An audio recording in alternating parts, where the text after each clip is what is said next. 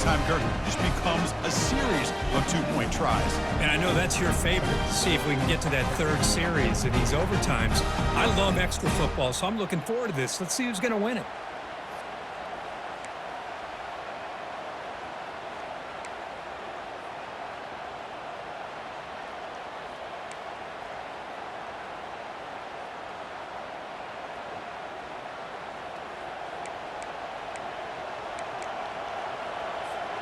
So here comes our first play of overtime.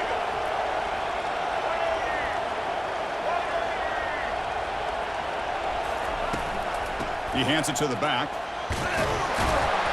And they finally stop him, but a decent gain that time.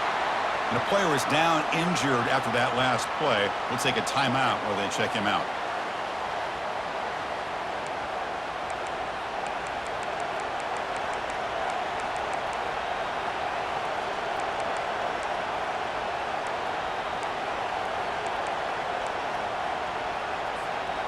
Second down after that run on the previous play.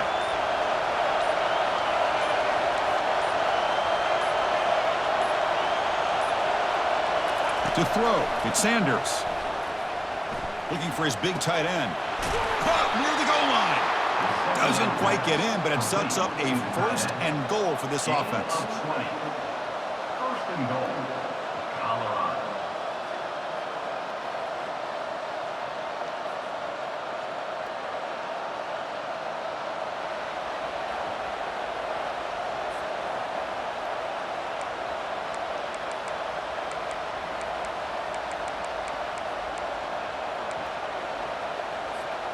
So here we go. The offense has first and goal here in overtime.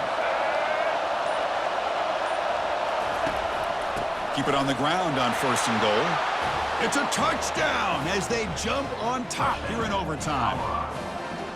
As a defensive coordinator, you've got to be careful being so worried about this pass game and this quarterback that you're a little bit soft up front and it costs you. It's exactly what happened here as they score this touchdown.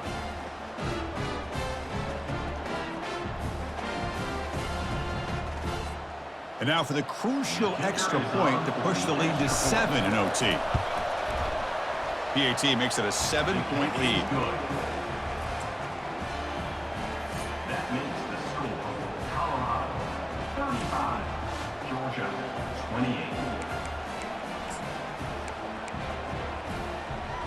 28. So pressure on this offense. They must answer with a touchdown to stay in this game.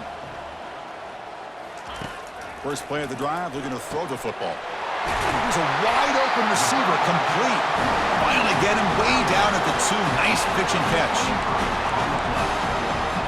So needing to reach the end zone to keep this game alive, it's first and goal now. They'll try to muscle toward the end zone on the ground. Tough running to avoid a loss, but just barely gets back to the line of scrimmage. On the play. Coming up, second down and goal. And the wideout goes in motion. They flip it to him on the jet sweep. And it's a touchdown. They're an extra point away from double OT, or you go for 2 and win it right now. Well, this is one of the benefits of going second when you get into overtime. Now you know what you're facing. You put a touchdown on the board, you can either send it to another overtime if you kick an extra point, or potentially, hey, let's win the game and go for 2 right here. And the extra point was up and good.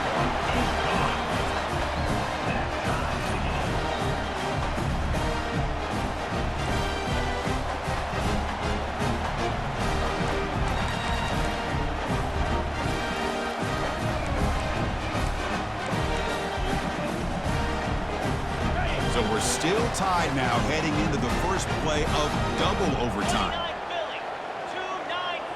It's the wide receiver coming in motion now. Looking to throw it on first down.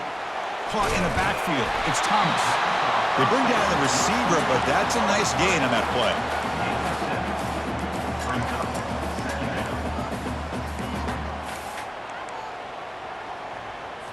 The Bulldogs looking to take advantage of this red zone trip.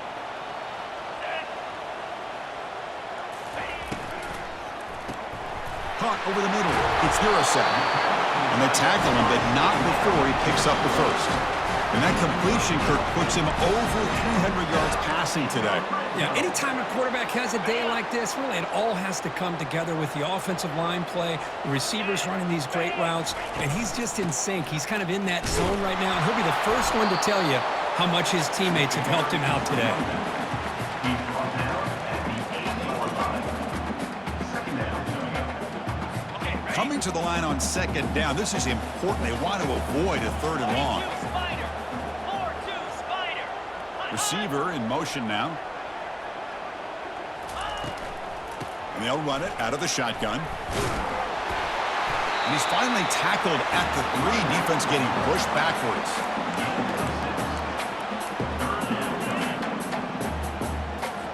Offense facing a third down now. They can still get a first down without scoring. Can he make it to the marker? In for a touchdown to claim the lead in double overtime. And now a 2-point try coming up. I'm a little bit surprised here, Chris. I thought they might put the ball in the air here on 3rd and goal, but instead they run the football, keep it on the ground, and they get the touchdown.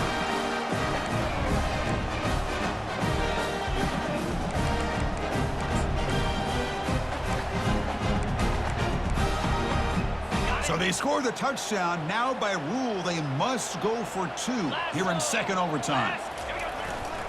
On the ground, trying to punch it in for the score.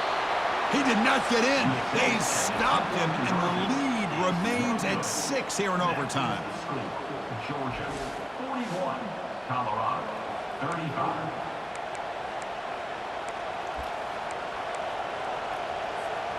So pressure on this offense here in overtime. They must score a touchdown to stay alive.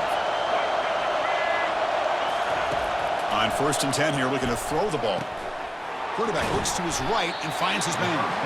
They make the tackle, but that pass creates a solid gain. Brings up second down.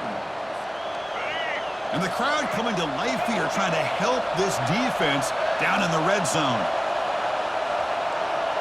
Back to pass. It's Sanders. Makes a quick grab. Brought down after the catch, but at the 8-yard line. The offense threatening here. To the line.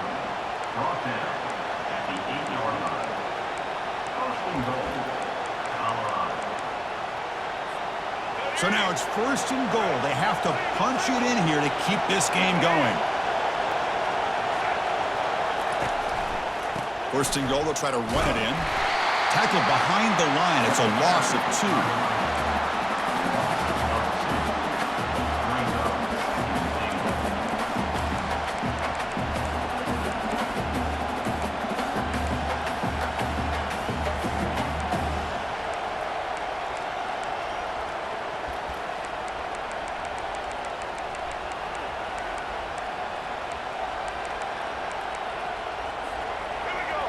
And this big crowd doing everything possible to inspire this defense down here near the goal line.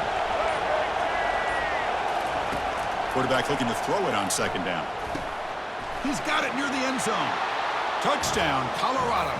A strong overtime answer. Well, they did the tough part here by coming up with this touchdown. The game is tied.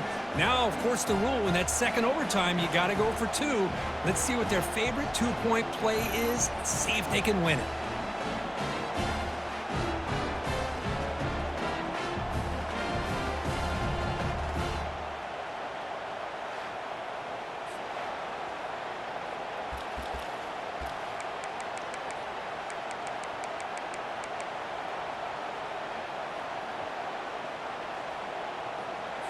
So it all comes down to this. If they make their 2-point try, it's game over. Chance to win it right now.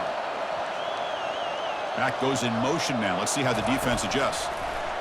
Quick pass. Here comes a jet sweep. No, he didn't get in. The defense makes a stand. They stop him, and now we're headed to triple overtime.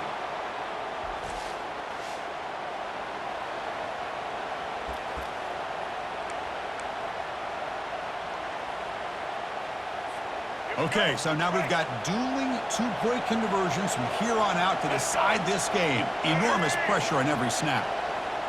To the air, it's Sanders. And he's in. They get the two-point conversion to jump on top here deep in overtime. And makes the score Colorado 43, Georgia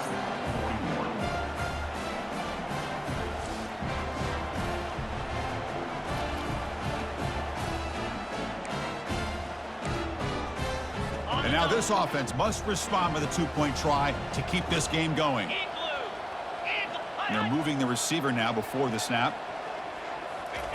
Quarterback drops back. We're going to test the secondary. No, he stops short, and it's game over. This defense rises up and wins it right there. In these overtime games, Kirk, it just comes down to execution in the moment. Who can make one more big play? They did it. They come up with a signature W.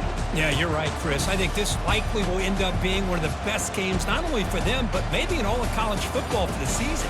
To me, it felt like an instant classic and one that fans should remember for a long time.